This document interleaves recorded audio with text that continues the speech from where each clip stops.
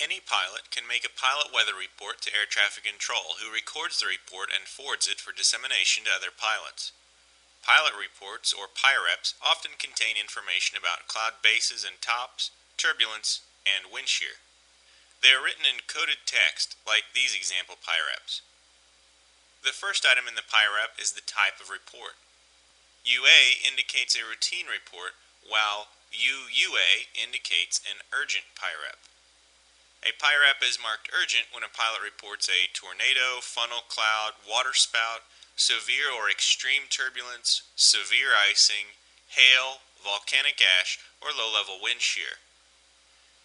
Next is the location, OV meaning over, followed by the Zulu time of the report.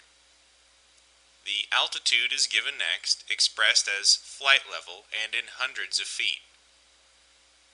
The aircraft type is then shown, followed by the reported weather.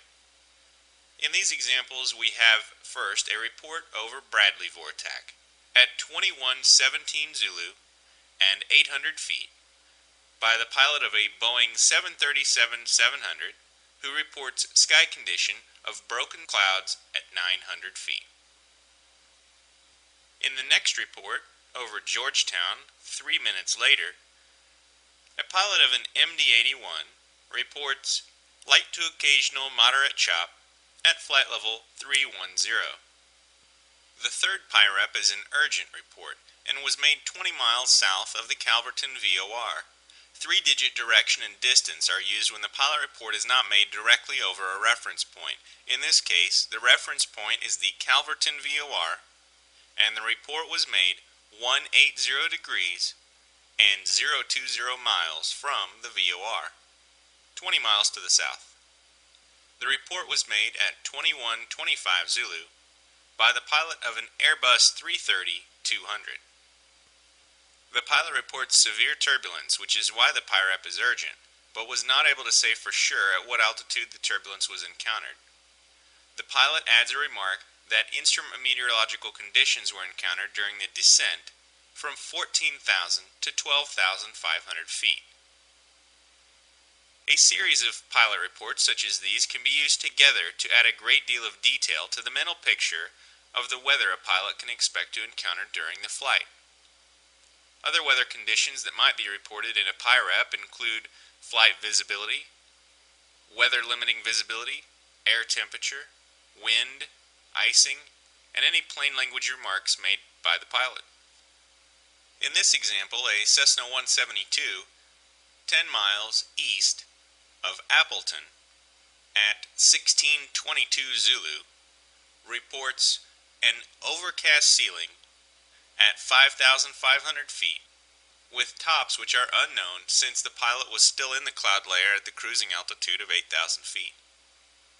The air temperature, TA, is reported as positive 4 degrees. If the air temperature were negative, it would be preceded by the letter M. Outside air temperatures are given in degrees Celsius.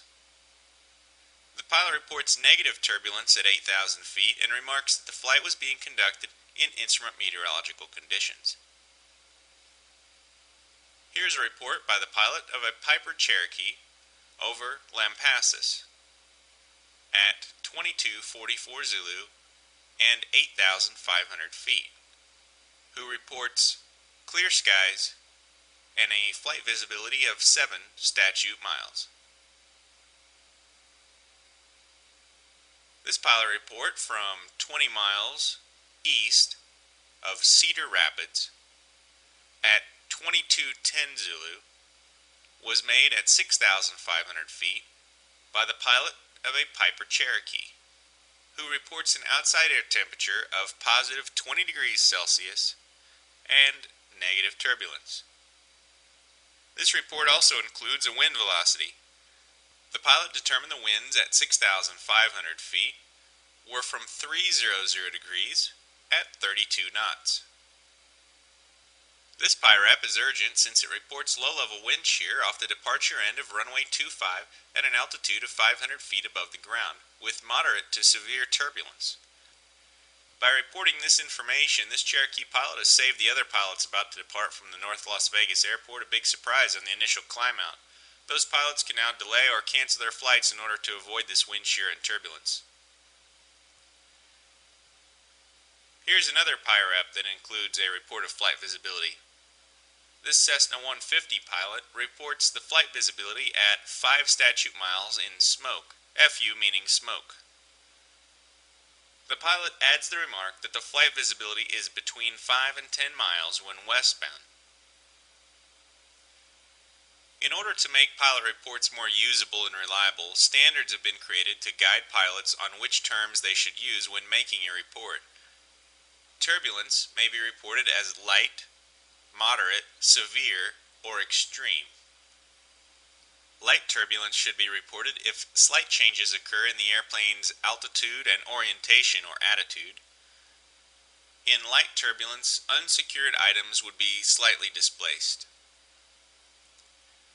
Report moderate turbulence if the turbulence is changing the airplane's altitude and orientation significantly. The airspeed usually fluctuates in moderate turbulence as well. Airplane occupants feel definite strain against their seatbelts and unsecured objects are displaced.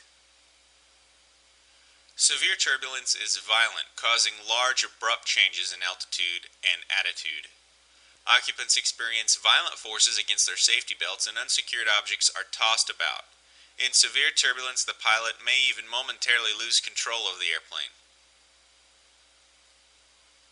Extreme turbulence means the airplane was almost impossible to control and the pilot thinks the airplane may have been structurally damaged in the encounter with turbulence. Pilots often report chop instead of turbulence. Chop describes bumps which are more rhythmic and do not really affect the altitude or attitude. Chop may be reported as light or moderate.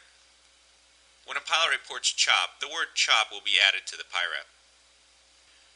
Turbulence is also described in terms of its frequency. Occasional turbulence or chop occurs less than 1/3 of the time. If the turbulence or chop is intermittent, it is occurring between 1/3 and 2/3 of the time. And continuous turbulence or chop exists more than 2/3 of the time.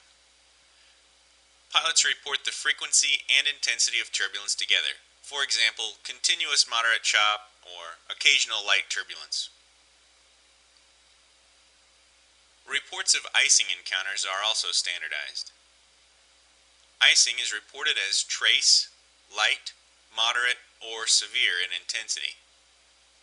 Trace icing means the rate of accumulation is very slight, and activation of de-icing or anti-icing equipment would not be necessary for at least an hour.